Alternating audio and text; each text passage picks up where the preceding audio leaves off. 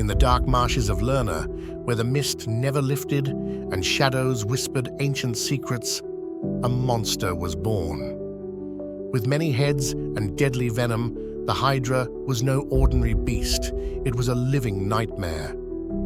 This is the tale of a creature feared by gods and mortals alike, and of the hero who dared to face it. In the time before Olympus, when the world was still raw with chaos, a dark union was forged deep beneath the veil of mortal knowledge. This was the age when titans and primordial gods roamed freely, and the balance of the cosmos teetered on the edge of oblivion. From the abyss of this ancient world came Typhon, a beast so vast and terrible that even Gaia herself recoiled at his presence. With his 100 serpent heads, eyes glowing with fire, and wings that could eclipse the sun, Typhon was the storm incarnate. But no darkness was complete without its match. From the cavernous shadows came Echidna, half woman, half serpent, a creature of cunning, beauty, and destruction. She was no mere monster, but a mother destined to birth horrors. Together, Typhon and Echidna did not merely spawn monsters. They created legends that would haunt the hearts of men and gods alike. Among their offspring was Cerberus, the three-headed hound of Hades, Chimera, the fire-breathing lion-goat serpent, Orthrus, the two-headed dog, and the Hydra of Lerna. The Hydra was unlike her siblings. Where others bore brute strength or savage fury, the Hydra was a symbol of relentless survival. She was born not in fire or stone, but in the fetid, mist-choked marshes near the town of Lerna, a place whispered about even among the bravest mortals. It was said that even the birds would not fly over the swamps where she slept. Descriptions of her form vary, but all agree on one terror. She had many heads, some say 7, others 9, and the boldest say she bore 100. But the horror was not the number. It was what happened when one was cut. 2 more would sprout in its place.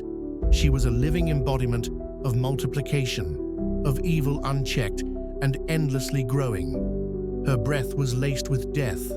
Her blood was venom so potent it could melt armor and flesh. Her presence alone poisoned the earth, causing crops to fail and rivers to turn foul. She was not merely a beast to be slain, but a plague to be survived.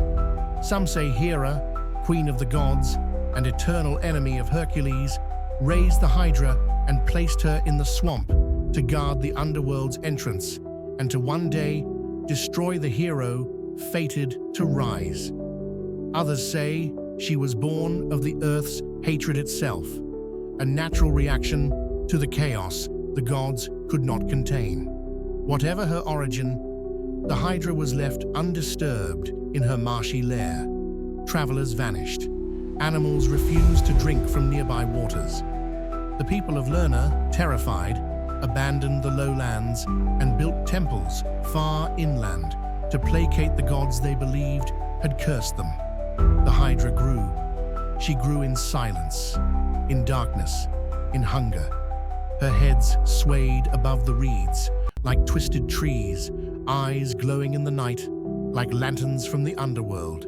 She hunted with patience, striking only when the mist was thick and the air so still it seemed the world was holding its breath. And so, for years uncounted, she remained. Her name faded from memory, but not from fear. No army dared approach. No god descended. She was not conquered nor challenged, but endured, a waiting storm beneath the earth. But nothing in the world of gods and men remains still forever. Far to the north, a child of Zeus was being forged in fire and sorrow, a hero who would wear the weight of guilt and the burden of fate. The Hydra, unknowingly, had become part of a tale greater than herself, a tale of penance, of trials, of labors, and her silence was soon to be broken. South of Argos, nestled between hills and shadowed groves, lay the lowlands of Lerna, a place once whispered to be blessed by the gods. In the time before the Hydra's rise, Lerna was fertile and bright. Its waters bubbled with life, springs sacred to the naiads, and ancient oaks bowed with fruit. Travelers from far lands would rest at its shrines and bathe in its pools, believing the place to be healing, even holy. But holiness can be forgotten, and where sacredness fades, something else may grow. It began with the water. The springs, once crystal clear, grew dark and sluggish. Fish floated belly up in the pools, and the air turned thick with the scent of rot. Farmers spoke of their soil going sour, and herders found their flocks trembling at the edges of the reeds. Then came the silence. Birds no longer sang in the mornings. The frogs, once a symphony in the night, fell still. And then came the disappearances. The first were travelers, merchants, pilgrims, wanderers, vanishing into the marsh without a cry. Later, it was hunters who failed to return, then entire scouting parties sent by the local city-states. Fear swept the countryside. Maps were redrawn to place Lerna outside the known world. The swamp became legend, a cursed land where even gods dared not tread. But the villagers who lived nearby knew the truth. They had seen the eyes in the mist, lantern-like, cold, unblinking. Some spoke of long, hissing sounds at night, or the soft ripple of massive bodies slipping through the reeds. The elders told stories passed down in hushed tones, that something ancient had awoken and that its hunger was endless. Few believed them. Most who heard these tales chalked them up to peasant superstition, until the bodies washed ashore, blackened, bloated, bearing no wounds, but the skin peeled from their faces and limbs melted as if by fire. Priests who examined them returned pale and silent. Oracle smoke thickened and refused to rise. The gods, it seemed, would not answer questions about Lerna. Temples closed their doors, trade routes diverted, and the land around the swamp began to die. To the few brave or foolish enough to venture close, Lerna became a realm out of place with the world. The very air shimmered with decay. Trees twisted in unnatural spirals. Insects buzzed, but left no corpses when they died. And the reeds, tall, thin, whispering reeds, grew thicker with every passing month, forming a natural maze that swallowed all who entered. Those who returned spoke of nightmares that did not end when they woke, of hearing their own names whispered from the darkness, of seeing shadows that moved where no shadow should fall. Some claimed to have seen her, the Hydra, in fleeting glimpses, a writhing tangle of heads rising from the waters, their eyes burning like dying suns. They described mouths lined with serrated teeth, drool that hissed when it touched the ground, and voices that hissed in languages no man had ever spoken. What made the Hydra truly terrifying was not merely her form, but her intelligence. She did not lash out wildly. She watched, waited, tested the boundaries of her prison, and adjusted. She knew fear was a weapon more powerful than poison. And so Lerna fell not by war, or flood, or plague. It fell by dread. It became a place outside of time, untouched by seasons, immune to the prayers of men. A forgotten doorway to the underworld, guarded not by bone or stone, but by will. Some philosophers would later write that the Hydra was not just a beast, but a manifestation of nature's vengeance, a correction to mankind's arrogance. Others whispered that she was sent by Hera herself, a seed of chaos planted to bloom when the age of heroes drew near. Whatever the truth, one thing was certain. No sword had touched her, no god had dared descend, and no mortal, however brave, had returned from the heart of Lerna, until Hercules. But even for him, The road would first lead through stories, through fear, through the breathless mouths of survivors, and the broken eyes of those who had lost everything. Because to face the Hydra, one must first survive Lerna. Long before his name echoed across the lands, Hercules was a man caught in the snare of divine vengeance. Born from the union of Zeus, king of the gods, and Alcmene, a mortal woman of noble heart, Hercules entered the world marked by strength and by hatred.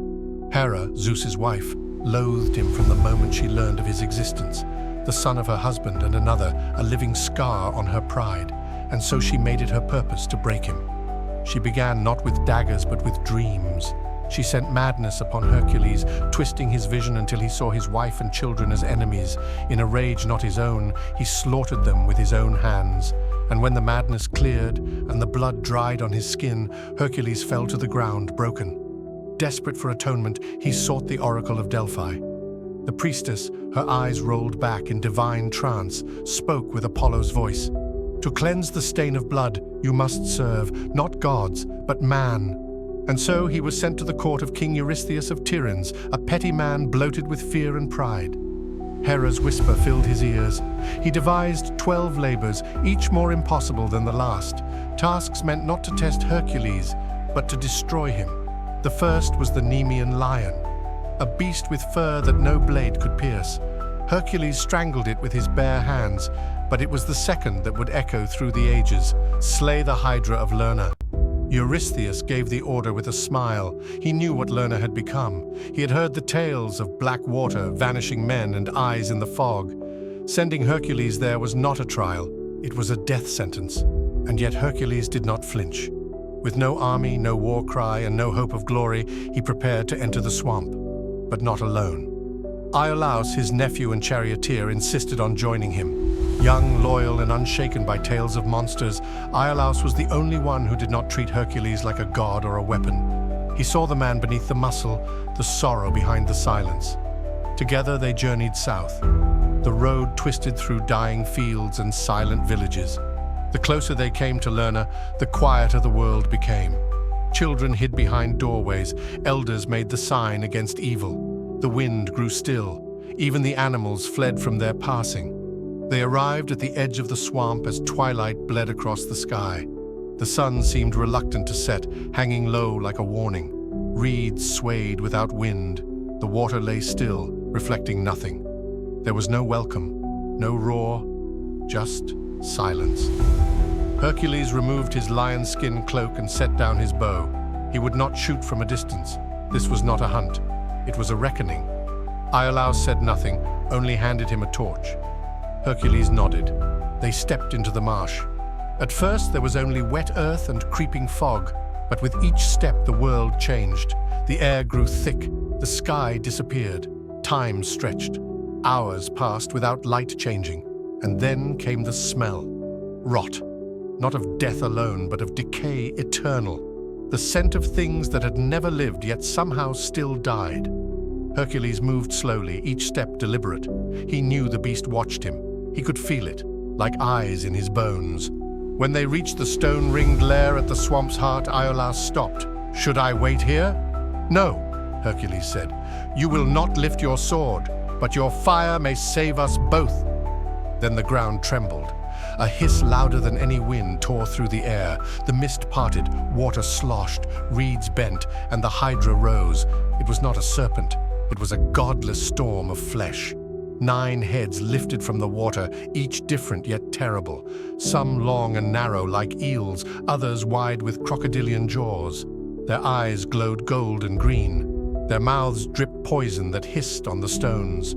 Hercules did not speak. He raised his club, and the battle began. The air was still. No birds, no breeze, no time. Only the slow ripple of stagnant water and the scent of death that clung to everything. The Hydra towered before Hercules like a nightmare given flesh. 9 heads writhing in constant motion, hissing, snarling, bearing rows of glistening teeth. She did not lunge, not yet. She watched, measured, assessed, and Hercules, son of Zeus, stood unshaken. With a roar that shattered the silence, he charged forward, club raised. One head snapped down to strike, but he was faster, his body honed in battle, every movement calculated from a lifetime of war and regret. The club crashed against the skull with a sickening crunch. The head fell, twitching into the swamp. But victory did not come. From the bleeding stump, two more heads burst forth, screaming as if in mockery. They snapped their jaws with fresh fury, as if the blow had only multiplied the Hydra's rage. Hercules blinked, astonished, but only for a heartbeat. He swung again, smashing another head. Two more took its place, then another, and another. The more he fought, the more she grew. Iolaus, watching from the edge of the lair, could barely breathe. He wanted to call out, to run forward, to help, but Hercules had told him to wait, to stay clear of the poison. So he watched, fists clenched, as his uncle disappeared into a blur of limbs and snapping maws. The Hydra struck with terrifying speed. One head darted toward Hercules' thigh, another curved overhead to bite at his back. He twisted, dodged, rolled. Poisonous spit flew through the air and hissed when it hit the rocks. Heracles swung his club again and again, smashing heads, only to see them multiply like curses from the gods. His arms ached, his chest burned, venom burned holes in his cloak, and still the Hydra pressed forward. The swamp itself seemed to fight with her. Roots tangled his feet, reeds slashed at his face, mud pulled at his legs, trying to swallow him. Every inch he gave, the Hydra claimed. Soon he was surrounded. 9 heads had become 12, then 16, then more. A forest of serpents snapping and coiling, an ever-growing wall of death. Hercules could not see the sky anymore, only eyes and teeth and poison. He backed into the shallows, breathing hard. For the first time, doubt crept in. Was this how it would end? Not in fire, not in glory, but in the mud, torn apart by a beast that only grew stronger the harder he fought. The Hydra hissed, sensing his hesitation. One head lunged for his throat, but Hercules caught it. With both hands, he gripped the thick, scaled neck and twisted. The bones cracked, and he threw the severed head into the water. 2 more emerged. That was when he roared, not in anger, but defiance. He would not die here. Not today. Not to this thing. He turned to Iolaus, who stood frozen on the stone ledge. "The fire!" he shouted. "The torch!" Iolaus blinked. Then understanding dawned. He grabbed a torch, lit it from the smoldering campfire they'd left behind, and rushed toward Hercules. "What do I do?" "Burn the stumps!" Another head lunged toward Iolaus, but Hercules intercepted it mid-air with a grunt, slamming it into the ground. He brought down his club in one mighty blow. The head fell. Iolaus leapt forward and pressed the flame to the open wound. The flesh sizzled, and nothing grew. For the first time, a head was truly gone. Hope ignited in Hercules' chest. He moved like a whirlwind, not just brute strength now, but strategy. A deadly rhythm emerged. Strike, cauterize, move. Strike, cauterize, move. He would smash a head, and Iolaus would burn the stump before it could split. Together they danced a brutal ballet of death and fire. The Hydra shrieked, her heads whipped in fury. One struck Hercules across the ribs, knocking the breath from his lungs. Another nearly caught Iolaus' shoulder, but he ducked just in time, rolling away. The swamp echoed with the sounds of battle, screams, fire, crashing waves, and the hiss of venom. Steam rose as fire met swamp water. The scent of scorched flesh filled the air. The heads began to fall, one by one, then in pairs, then in clusters. The ground shook beneath their feet as the Hydra thrashed in her death throes. Her coils lashed out, snapping trees, cracking stone. But she was faltering, weakened, mortal. And then silence. Hercules stood, drenched in blood and sweat, his club heavy in his hand. Iolaus dropped the torch, breathing hard, his eyes wide with disbelief. Only one head remained. It was different, taller, still. Its golden eyes burned with something older than hunger. No venom dripped from its fangs, no fury stirred its breath. This was the immortal head, and it was waiting. The air crackled with tension. Steam hissed from the scorched soil. The swamp, so recently a storm of violence, stood frozen around them.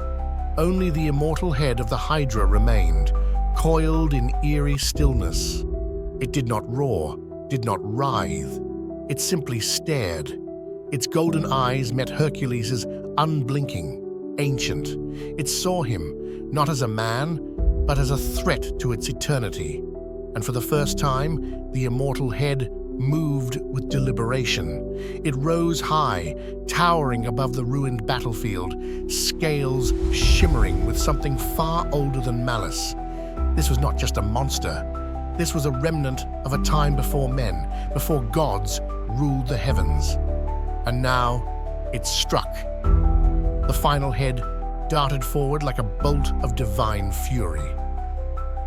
Hercules ducked, rolling through the mud, his muscles burning. He grabbed his club and rose to meet the charge.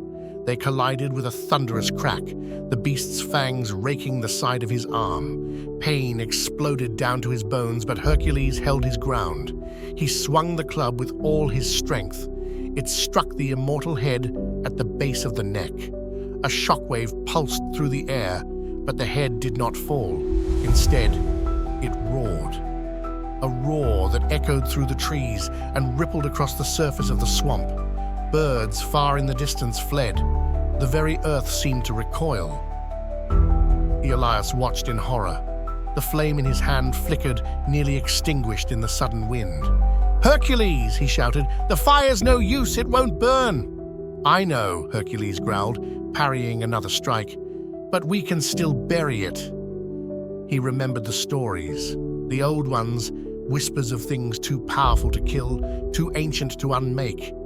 But they could be entombed, silenced, sealed. "I need a pit," Hercules bellowed. "Dig! Find something!"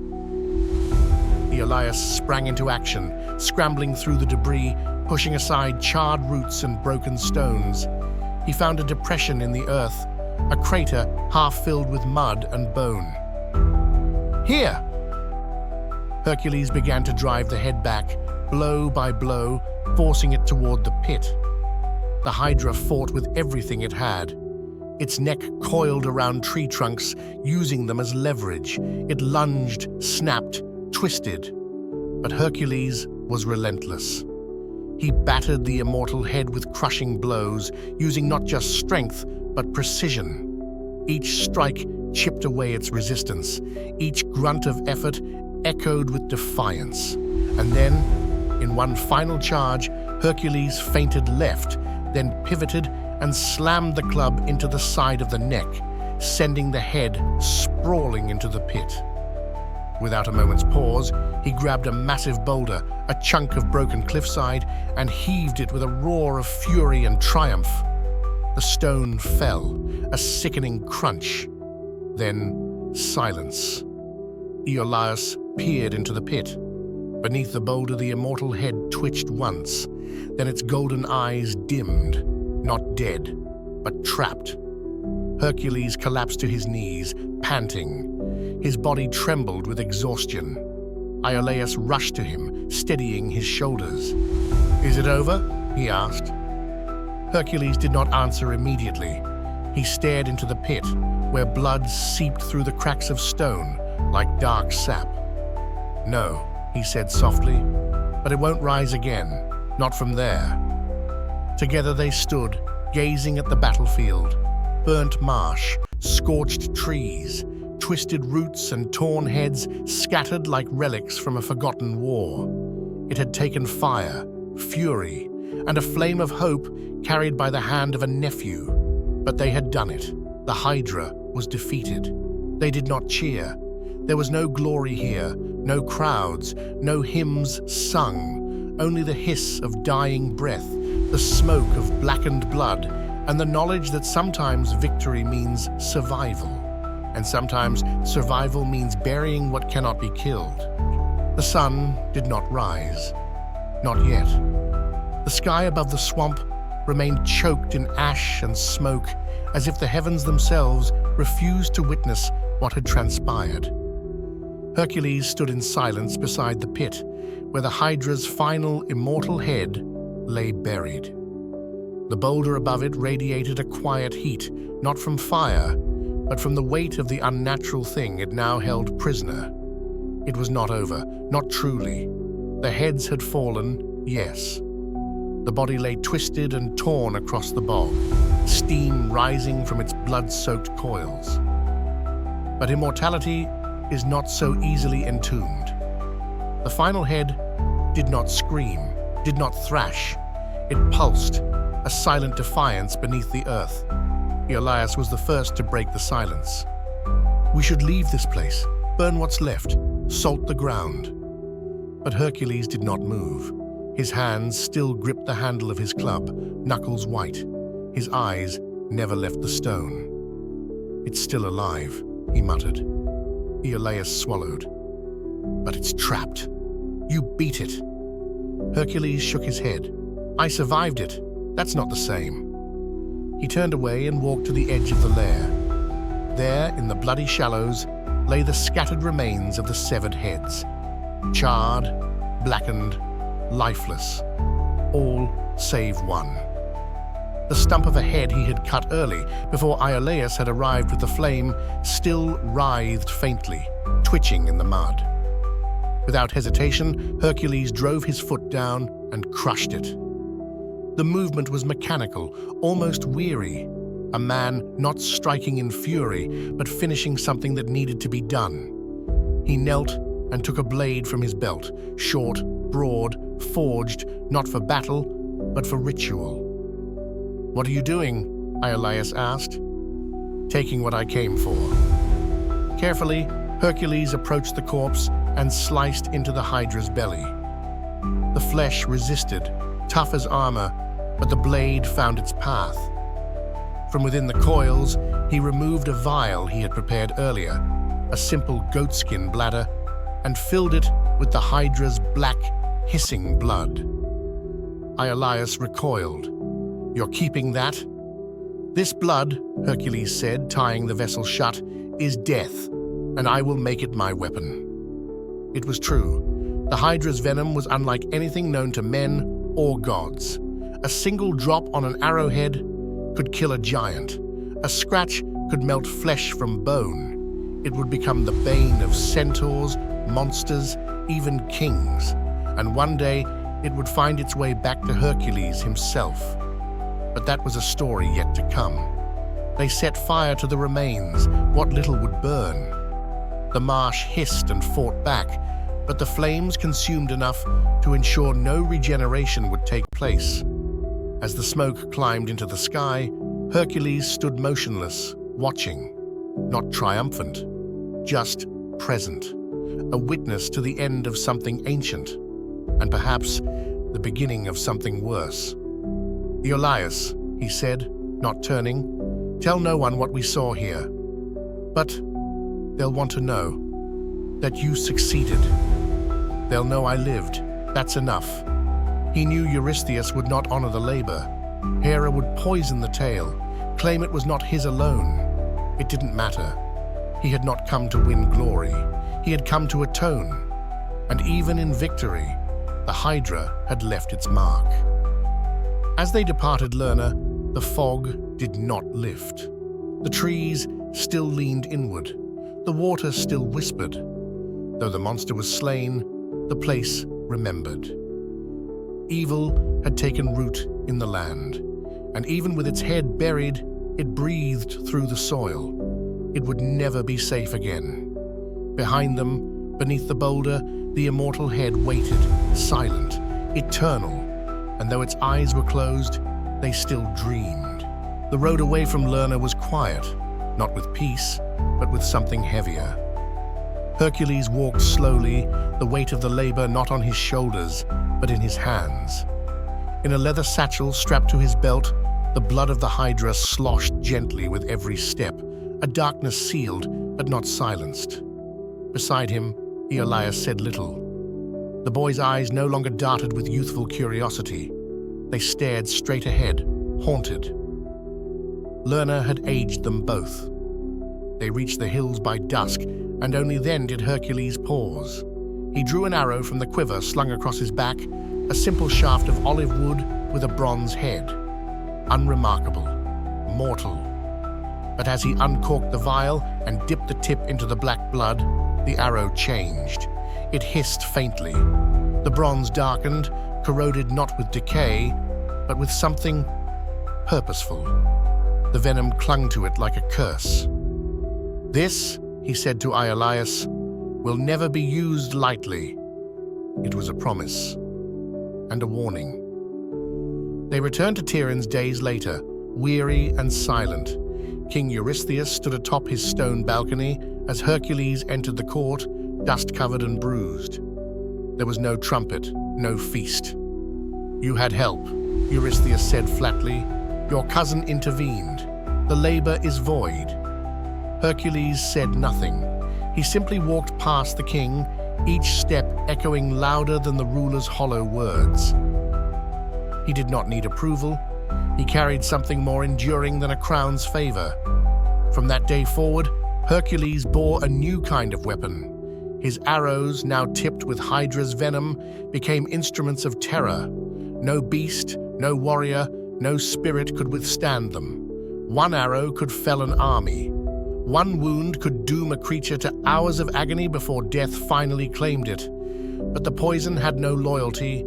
It would kill friend and foe alike, and it would not be forgotten. Years passed. Battles were won. Monsters were slain. Hercules' legend grew, but so did the shadow of what he carried. The blood of the Hydra did not forget its source. It had tasted divinity. It had burned through godflesh. And one day, it would burn through Hercules himself. It began innocently. A gift, a tunic, given to him by Deianira, his wife, who had been tricked by a dying centaur, claiming it would ensure her husband's faithfulness. She soaked the garment in what she thought was a love charm, but the centaur had once been struck by a Hydra-poisoned arrow. When Hercules donned the tunic, the venom woke. It did not scream. It seethed. It melted fabric into skin, skin into muscle, muscle into bone. It crawled across him like fire made of knives. He tore at it, clawed at his own body, but the poison was part of him now.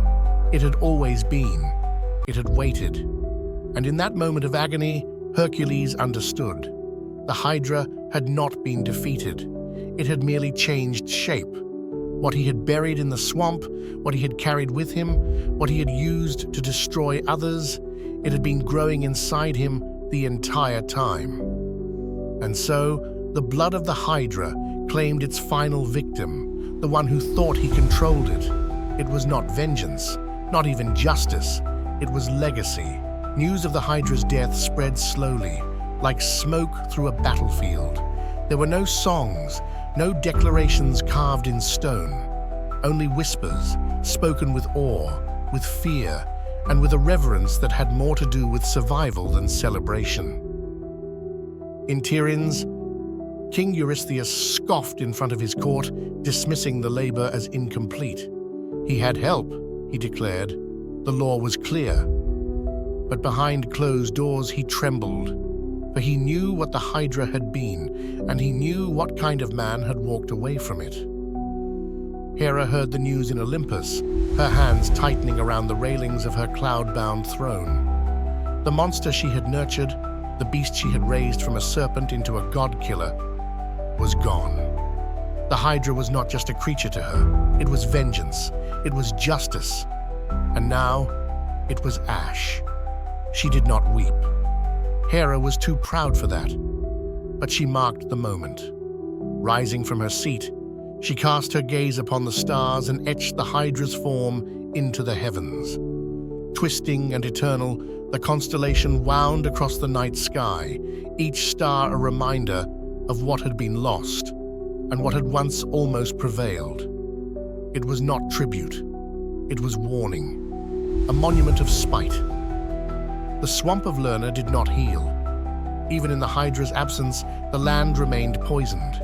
Trees grew twisted, crops refused to root. Animals circled its edges but never entered.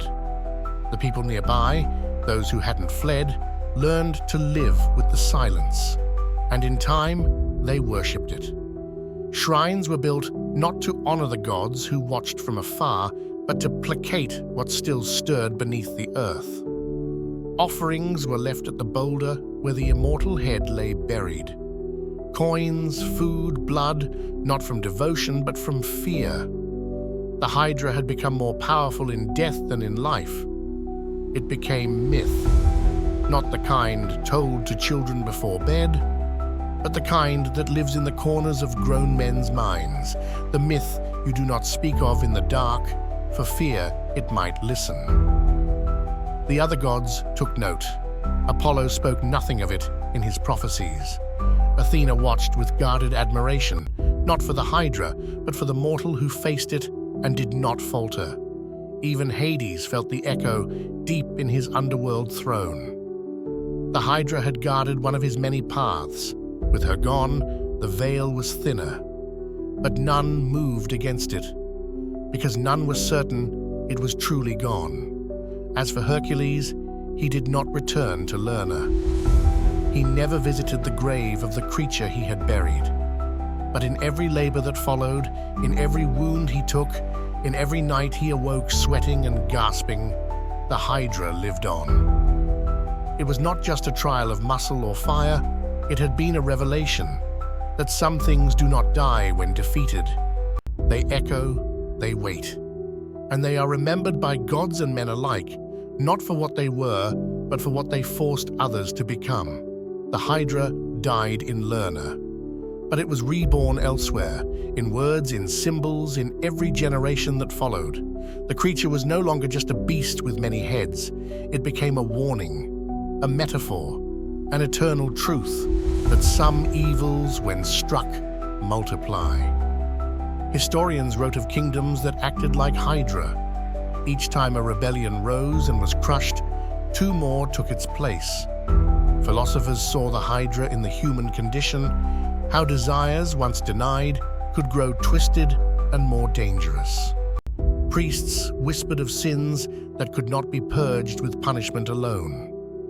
The creature crawled out of the swamp and into the mind.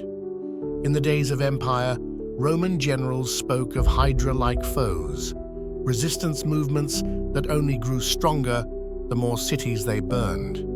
In medieval courts, the Hydra was drawn on parchments beside warnings of heresy and deceit. The church saw it in the rise of doubt. Cut one question and two more arise.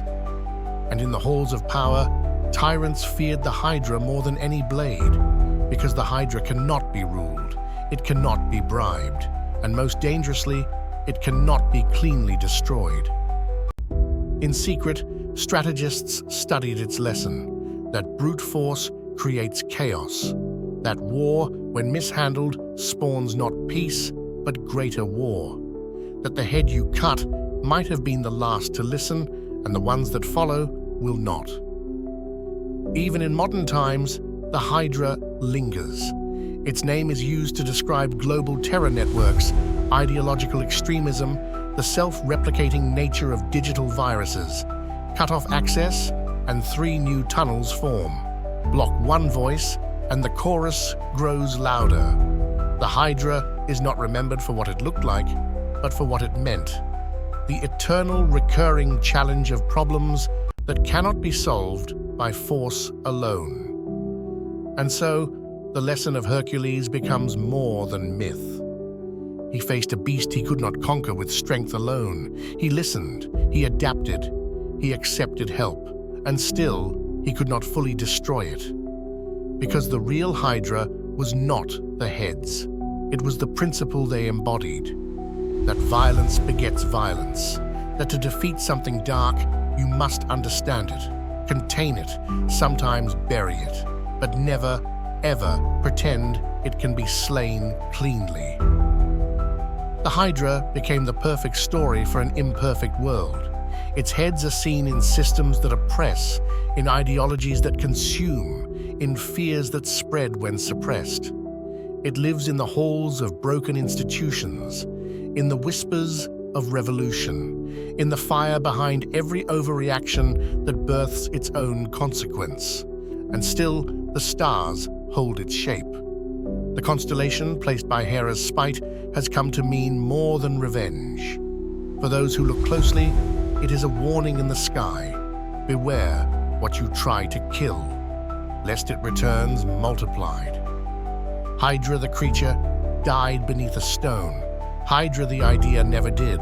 Night returned to Lerna, but it was not the same night that once cloaked the land in fear. The marsh was quiet, the water still. The stars shimmered overhead, distant and uncaring. Somewhere far above, the constellation Hydra curled its form across the darkness, a wound carved into the sky. Beneath the stone, the final head remained. It did not scream, it did not writhe, but it remembered. In the years that followed, men came to Lerna not with swords, but with stories. Poets turned the battle into verse. Philosophers turned it into metaphor. Parents spoke of it when warning their children of dangers that grow stronger when faced without wisdom. The Hydra had passed from flesh into myth, and from myth into mind. But myths are not harmless. They shape nations, they birth fears, they justify wars and haunt dreams. And so the Hydra lived on, not in the swamp, but in the choices of men. Hercules never spoke of the Hydra again, not even in his last years when his body began to fail and the weight of his labors bent his back. The poison had left its mark, not just in blood, but in memory. He would rise to Olympus one day, they said, carried aloft by flame and pain, his mortal self burned away. But even there, the Hydra remained with him, coiled in the silence between triumphs. A reminder that even heroes must carry their monsters, because monsters do not always die. Sometimes they burrow deep, into the soil, into stories, into us. The Hydra was never just a creature, it was a truth, that some darkness cannot be destroyed, only survived. And in surviving, we change. We become something else, not gods, not heroes, but people who remember what it means to be afraid, to fight anyway, and to walk away carrying something we cannot explain. Even now, when the night grows too quiet, when the wind sighs through the trees, and when fear stirs in the back of the mind, you might feel it, that something is still watching, still waiting, not in Lerna, but in the dark corners of the world, in the places we dare not look, and in the things we dare not kill. The Hydra endures, so must we. Thank you for watching this mythological story. If you enjoyed it, don't forget to like the video, subscribe to the channel, and hit the notification bell to follow more legendary tales. See you in the next story.